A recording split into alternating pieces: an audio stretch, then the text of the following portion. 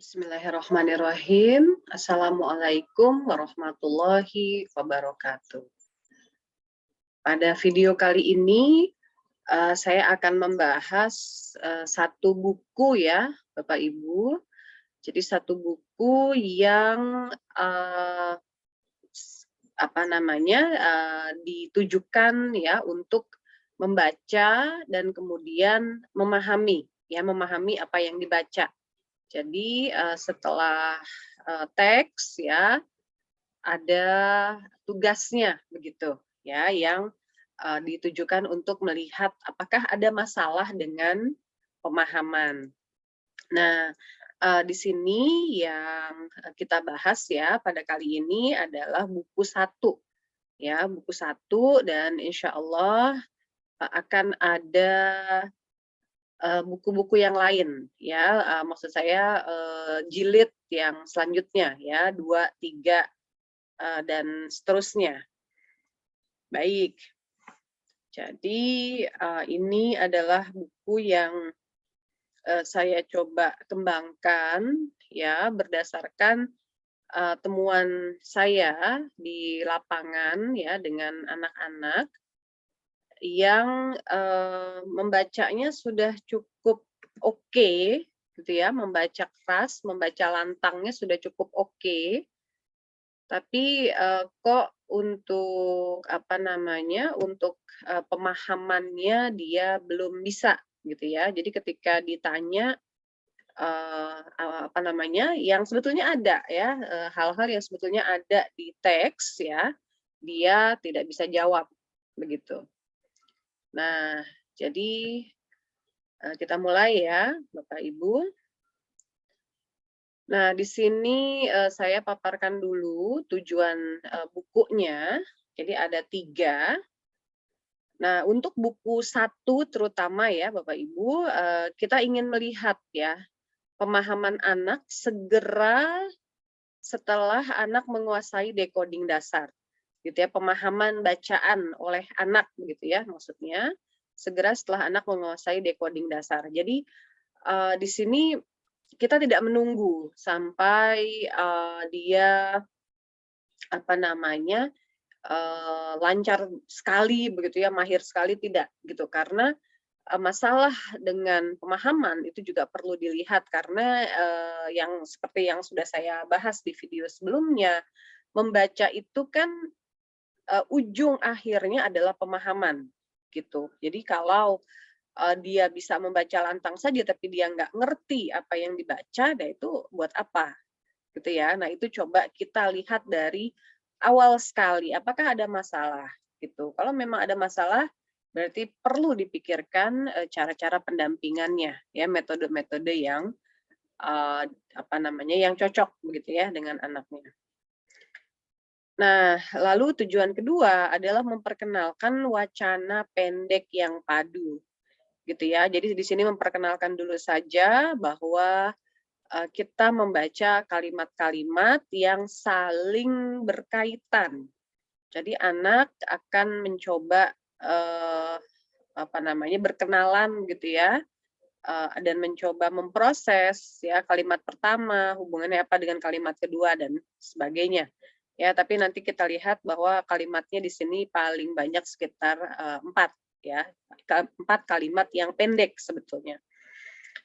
Lalu tujuan bukunya juga yang ketiga adalah memberikan pengalaman positif aku bisa gitu ya kepada anak. Jadi jangan langsung panjang gitu ya. Ketika anak baru menguasai decoding dasar, kita juga menyesuaikan gitu dengan kemampuan itu ya sehingga dia bisa dan itu menjadi modal untuk kemudian bisa lebih bersemangat ya dalam kegiatan membaca dan memahami teks yang selanjutnya.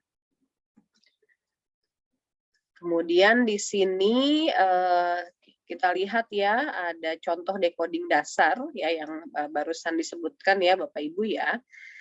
Jadi di sini diharapkan anak yang mencoba buku ini dia sudah bisa sebagai contoh membaca teks seperti ini ya yang ada di slide Ya, Caca suka kupu-kupu, Didi juga suka kupu-kupu.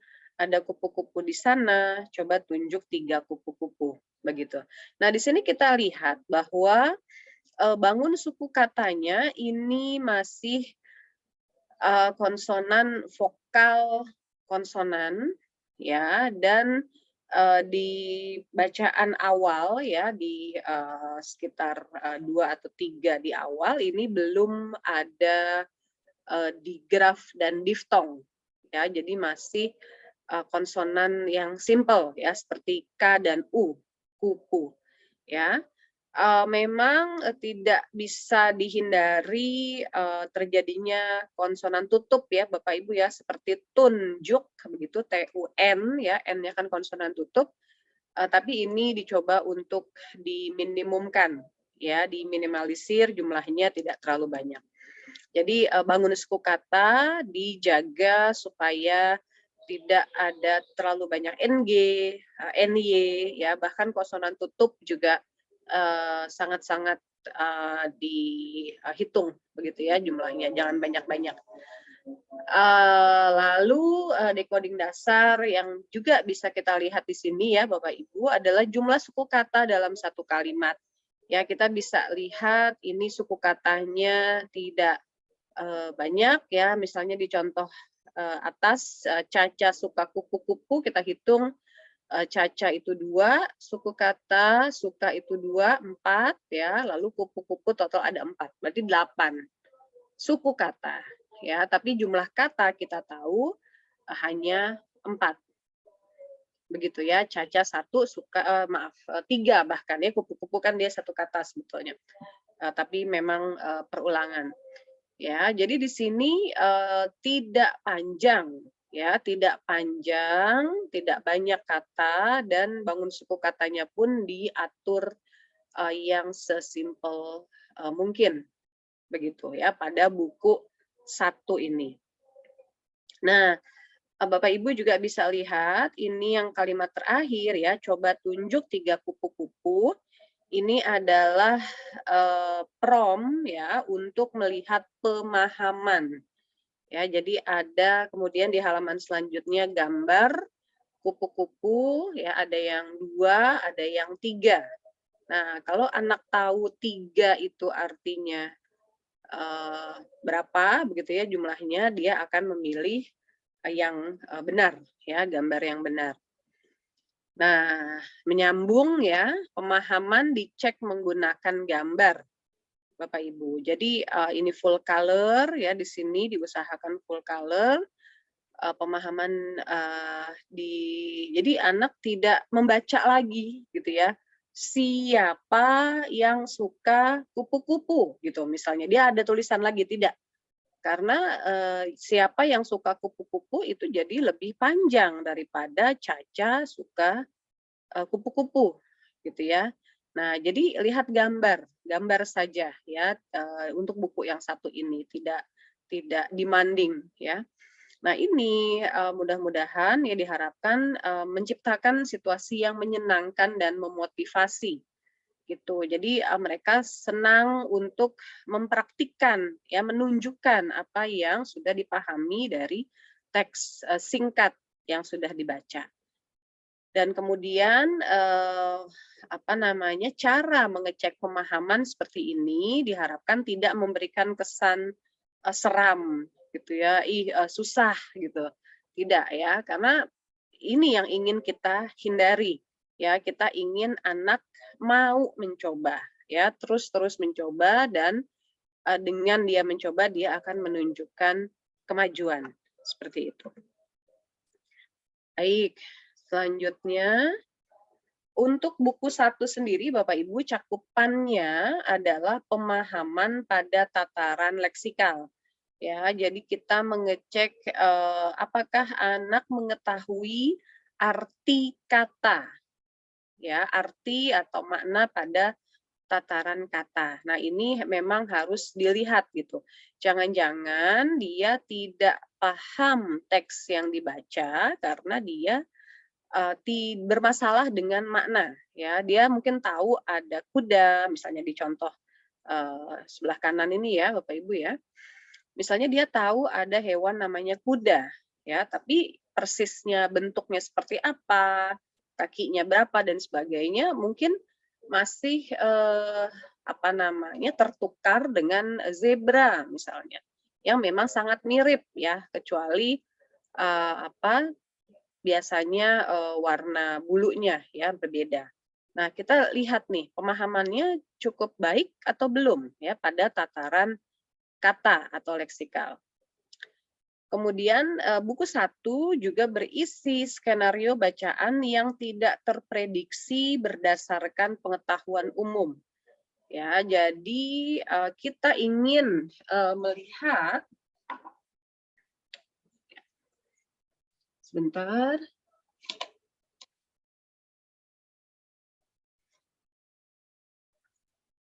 kita ingin memastikan Bapak Ibu bahwa apa namanya, jawaban yang diberikan anak itu memang jawaban yang, dia dapatkan dari teks, ya. Dia harus memahami bacaannya, baru dia bisa menjawab.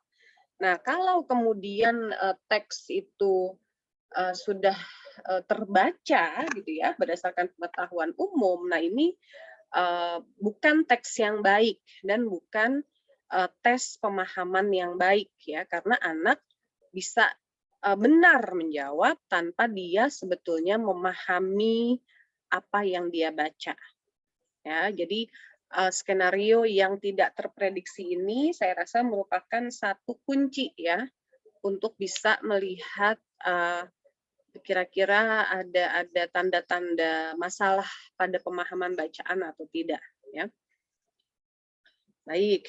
Nah, dengan kata lain ya, pemilihan gambar pada tes pemahaman sekali lagi, oleh anak harus didasari oleh pemahaman kata dan kalimat yang baik.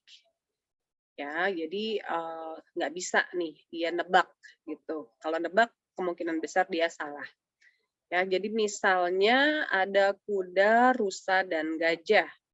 Caca suka semua, semua ada di alam. Yang mana kuda, rusa, dan gajah, gitu ya. Dan nanti ada dua gambar, yang satu betul berisi kuda, rusa, dan gajah, satu lagi ada hewan yang lain, ya, gitu. Nah ini dia harus tahu nih yang hewan yang lain ini namanya apa.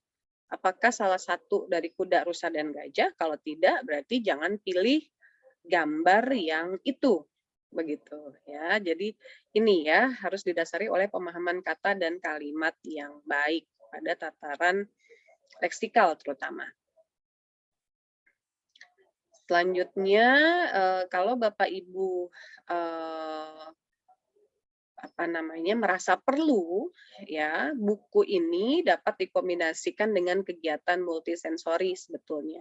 Ya, karena sudah ada gambar, lalu ada halaman, space yang kosong begitu, mungkin bisa diberi, gambar yang lain ya, atau, pakai buku gambar, dilanjutkan mungkin dengan, gambar hewan atau ada juga, gambar, sayur gitu ya, gambar buah ya, semua yang ada di, kehidupan anak ya, atau juga bisa dikombinasikan dengan, ngobrol ya, dengan diskusi. Nah, itu juga bagus ya untuk, membiasakan anak mempraktikkan, bahasanya ya.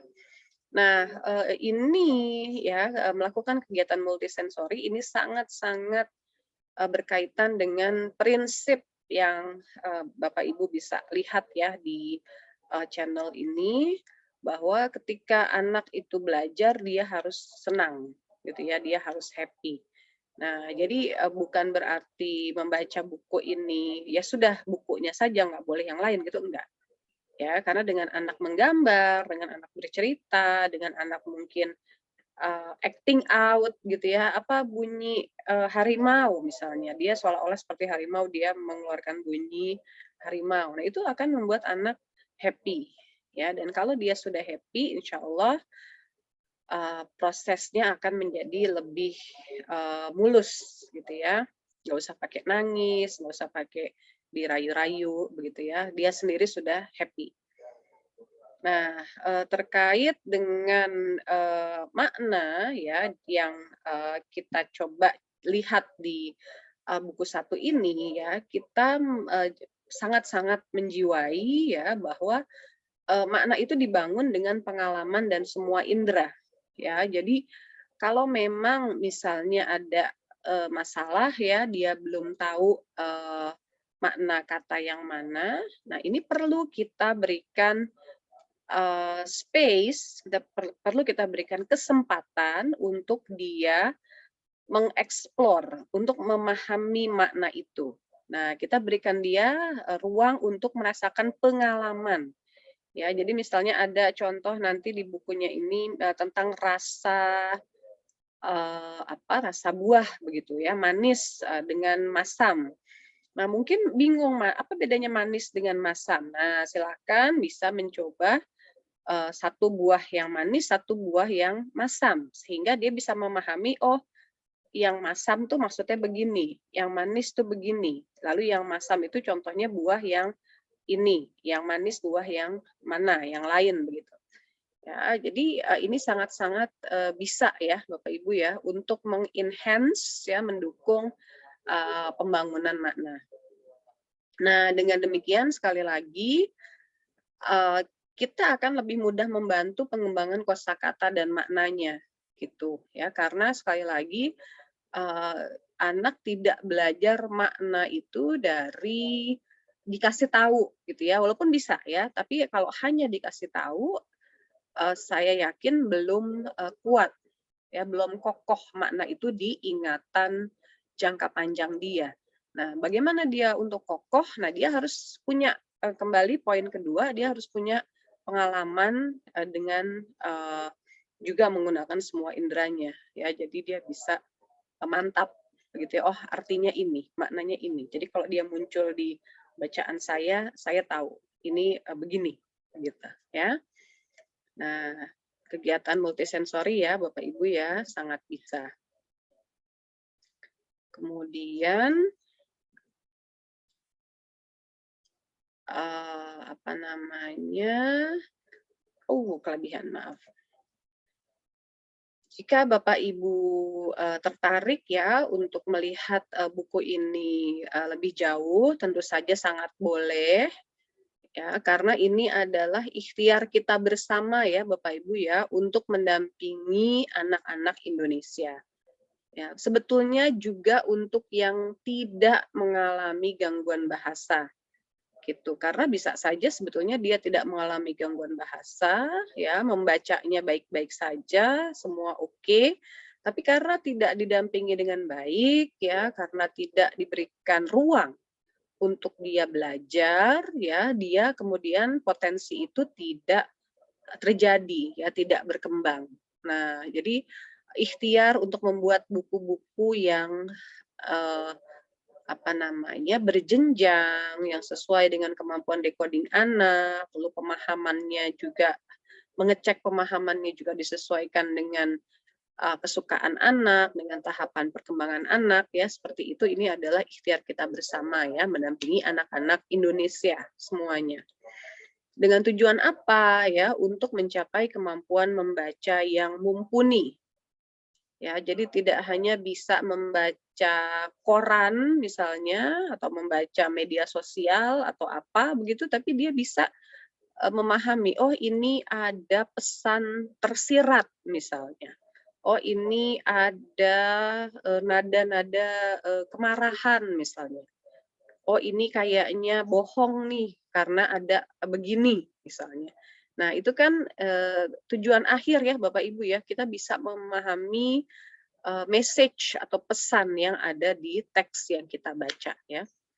Nah, jika Bapak Ibu berkenan untuk berbagi ilmu ya silakan, share video ini, lalu kalau ada mungkin, hal-hal yang ingin bahas ya dengan saya, atau nanti, mungkin ada kritik ya, ada masukan untuk perbaikan, ya bisa kontak saya di nomor yang ada di, layar.